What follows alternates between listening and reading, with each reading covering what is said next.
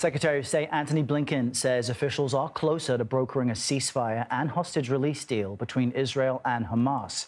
Blinken is meeting with Arab leaders in Egypt today following his trip to Saudi Arabia. He will also travel to Israel tomorrow. Blinken says while, quote, gaps are narrowing, differences remain between Israel and Hamas. CBS News correspondent Mark Lowen joins us now from Jerusalem. Mark, what are some of the sticking points that need to be resolved at this stage? Hi there, Errol. Well, there is just frankly a lot of bad blood, of course, between the two warring sides and a chasm of mistrust over these 5.5 months of war, and actually far longer, of course, than that, dating back to Hamas's takeover of Gaza back in 2006. So what we understand on the table is a deal in which there would be a ceasefire for about 6 weeks. There would be a release of around about 40 Israeli hostages in return for hundreds of Palestinian prisoners being released from Israeli jails. The identity of the Palestinian prisoners is one sticking point, with the Palestinians thought to be pushing for quite high-level prisoners to be released from Israeli jails, not just low-level criminals, but people who are accused who are facing sentences of murder and attempted assassination. So that will be one sticking point. The length of the ceasefire, exactly which hostages would be released, would be another sticking point. And frankly, we have been here time and time again over the last few weeks where we thought that a ceasefire was in the offing, only for it to collapse at the last minute. So even though Antony Blinken has said that the gaps are narrowing, I think nobody is holding their breath at the moment for an imminent breakthrough.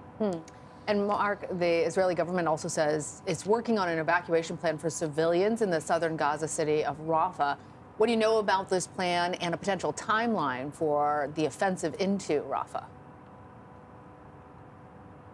Well, Lana, Benjamin Netanyahu, Israel's prime minister, has said that an Israeli incursion into Rafah would take some time to achieve, and yet he said that he is determined to push on with that and that he has approved the operational plan for the invasion, saying that it is the only way of destroying Hamas battalions and achieving what he calls total victory. It is the last part of Gaza in which the Israeli ground troops have not been sent.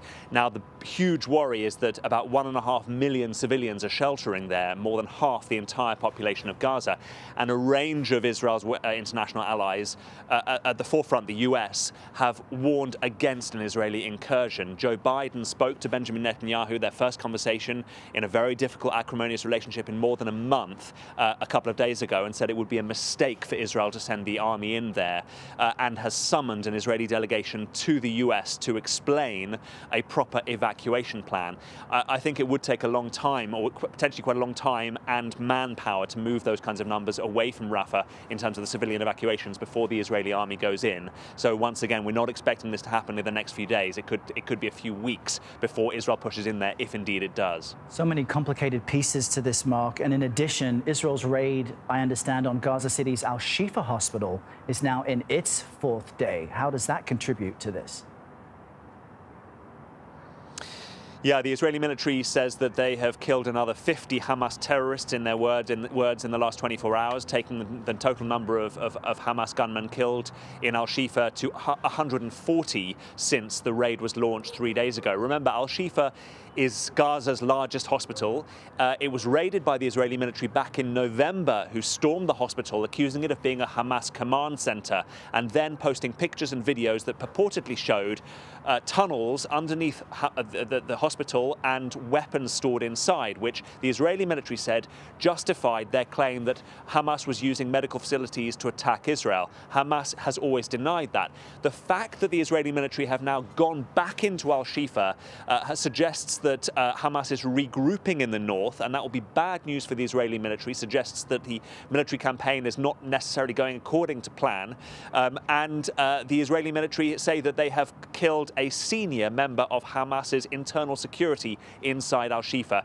We understand that the fighting is still ongoing there and that the general area has not yet been brought under complete control. All right, Mark Lowen bringing us the latest from Jerusalem. Thank you.